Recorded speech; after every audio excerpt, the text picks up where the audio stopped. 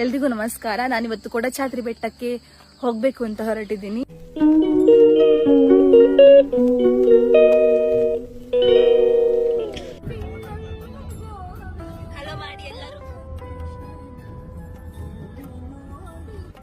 ನಮ್ಮ ಊರಿನಿಂದ ಕೊಡಚಾದ್ರಿಗೆ ಹೋಗ್ಬೇಕು ಅಂದ್ರೆ ಹೆಬ್ರಿ ಸಿದ್ದಾಪುರ ಮಾರ್ಗ ಮೂಲಕ ಹೋಗ್ಬೇಕು. ಹೀಗೆ ಸಿದ್ದಾಪುರ ಮಾರ್ಗದ ಮೂಲಕ ಹೋಗುವಾಗ ಸಿದ್ದಾಪುರದ ಈ ಹೋಟೆಲ್ನಲ್ಲಿ ನಾವು ಬೆಳಗಿನ ಉಪಹಾರವನ್ನ ಮಾಡಿದ್ವಿ. ಇಲ್ಲಿ ಗಮನ ಸೆಳೆದಿದ್ದು ಈ ಹಿತನುಡಿಗಳು.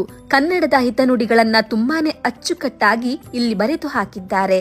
ತಿಂಡಿ ತಿನ್ನೋದ್ರ ಜೊತೆಗೆ ಈ ಲೈನ್ಸ್ ಗಳನ್ನ ಓದಿಕೊಂಡು ನಮ್ಮ ಪಯಣವನ್ನ ಹುಲಿಕಲ್ ಘಾಟ್ ಮೂಲಕ ಕೊಡಚಾದ್ರಿಯತ್ತ ಮುಂದುವರೆಸಿದ್ವಿ.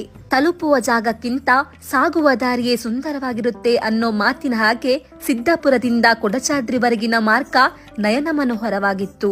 ಕಡಿದಾದ ಬೆಟ್ಟಗಳು, ಸುಂದರವಾದ ಕೆರೆಗಳು, ಕೊಯ್ಲಿಗೆ ರೆಡಿಯಾಗಿರೋ ಭತ್ತದ ಗದ್ದೆಗಳು, ಹೀಗೆ ಇವುಗಳನ್ನ ನೋಡಿಕೊಂಡು ಕೊಡಚಾದ್ರಿ ತಲುಪಿದ್ದು ಗೊತ್ತೇ ಆಗ್ಲಿಲ್ಲ.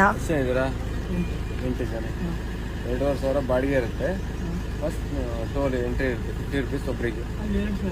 ಎಲ್ಲಿ ಅಲ್ಲಿ 2,000 ಹೇಳಿದ್ರೆ ಸರಿ, ಅಷ್ಟೇ ಕೊಡಿ. ಟೋಲ್ ಕಟ್ಟಿ ಅಷ್ಟೇ.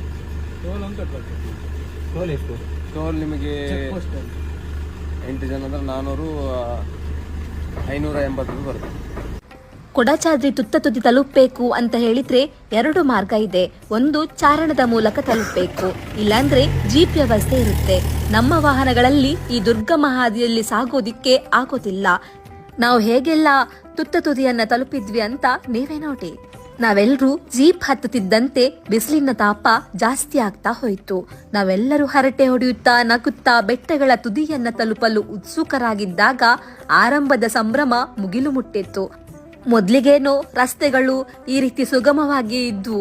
ನಾವು ಕೂಡ ತುಂಬಾ ಚೆನ್ನಾಗಿ ಪ್ರಯಾಣ ಮಾಡ್ತಿದ್ವಿ. ದೂರ ಸಾಗ್ತಾ ಇದ್ದಂತೆ ಜೀಪು ಏರೋದಿಕ್ಕೆ ಆರಂಭವಾಯಿತು. ರಸ್ತೆಗಳನ್ನು ನೋಡಿದ್ರೆ ತಲೆ ತಿರುಗೋದಿಕ್ಕೆ ಶುರುವಾಯಿತು. ಜೀಪ್ ಕೂಡ ಆಗಾಗ ಇಳಿಜಾರನ್ನ ಹತ್ತಲು ಆಯಾಸ ಪಡ್ತಾ ಇತ್ತು. ಇಲ್ಲಿಂದ ನೋಡಿ ಅಸಲಿ ಆಟ ಶುರುವಾಗಿದ್ದು. ಇಲ್ಲಿ ಟೋಲ್ ಅನ್ನ ಕಟ್ಟಿ ನಾವು ಮುಂದೆ ಸಾಗಿದ್ವಿ.